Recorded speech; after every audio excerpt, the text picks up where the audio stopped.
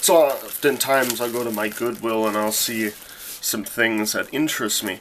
And today, especially like racing stuff, there's a lot of racing stuff at my Goodwill because I live in a predominantly racing town. Racing heavy town. We've gotten quite a few NASCAR personalities that come out of it. So, starting off a new series of where I called the Goodwill bag, where I go through in my Goodwill and I look for racing stuff, and I'll show it to you guys on here rather than just unpacking it and putting it away and stuff. And today we have this. Automatically you see the two cars right here, so you know what it is. It's a bag full of cars, and today we'll be going through the racing cars in here, like this one. This first one we have is Ricky Rudd's 2003 Motorcraft Ford. Excuse me, I didn't have this car in my collection, which is weird. Over 1,000 cars, and you'd think I would have one, but I don't. But the axle seems to be broken a little bit, but that's fine, whatever. I don't care. This one, Kurt Busch's 2004 Superman Justice League Ford. I have quite a few of these. As a matter of fact, they're all in containers waiting to be sold. So yeah, this one, axle's alright. I mean, most of these you gotta look out for the axles and stuff, because half the time they'll be damaged and stuff like that. So, oh, what is this? Oh my. Remember, I think I had this car at one time, but obviously I don't anymore. Well, I do again. Here's a monster truck with the funkiest suspension I've ever seen. Here's Roaring Thunder. Apparently a van with big suspension on it. That's the second one of that. Here's a cheap car.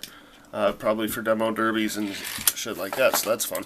Here's one I was looking at in the store. This one's actually heavier than I thought, but it is Brian Bicker's 2004 Diatech.com Chevy. I don't have this car either. Actually, I do, but I think I destroyed it because I got pissed that he wrecked Mike Bliss in the Nextel Open. You remember that? Here's an old rally car with the stiffest suspension I've ever seen that would never work in a real rally track. Here's a Sensor Dale Jr. Come on, focus, damn you. Anyway, this is Sensor Dale Jr., and I think this is 04. It does say Nextel Cup on it. Man, that suspension's shot. Most of these I'll probably use for customs and stuff like that, or use it for spare parts for cars that actually matter, because these were so mass-produced that not even worth it. Here's a rare one. Not just kidding. It's a Jeff Gordon's 1999 Chevrolet. I have 47 Jeff Gordon 164s in my collection. This is another one. So yay for me. This one seems to roll just fine. Here's this thing. Good lord. What the fuck? Lucha. Here's another cheap car. My goodness. Look at that ride height. Damn, son. A lot of cheap cars in here, but here's one. This is the Scott Pruitt 2000 preview, but with 1999 decals and the old 32. I didn't have this car and I wanted it, so I'm glad I finally have one. This was the concept that PPI gave to Hot Wheels, and they made it, but they did a last-minute number change, and thank God they did, because this is ugly as hell. And finally, we have a Mark Martin Ford from 1998, I want to say. Probably wrong.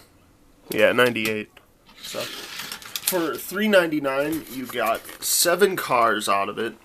A few that are okay, you know, the Gordon, the Rudd, the Bickers, and the Craven, or the Pruitt, which I wanted. So the rest will all go into the bin. They'll probably all go into the bin, but yeah, I think that was a good deal. Let's say you. I'll be back later with more. I hope you liked and comment, subscribe for more.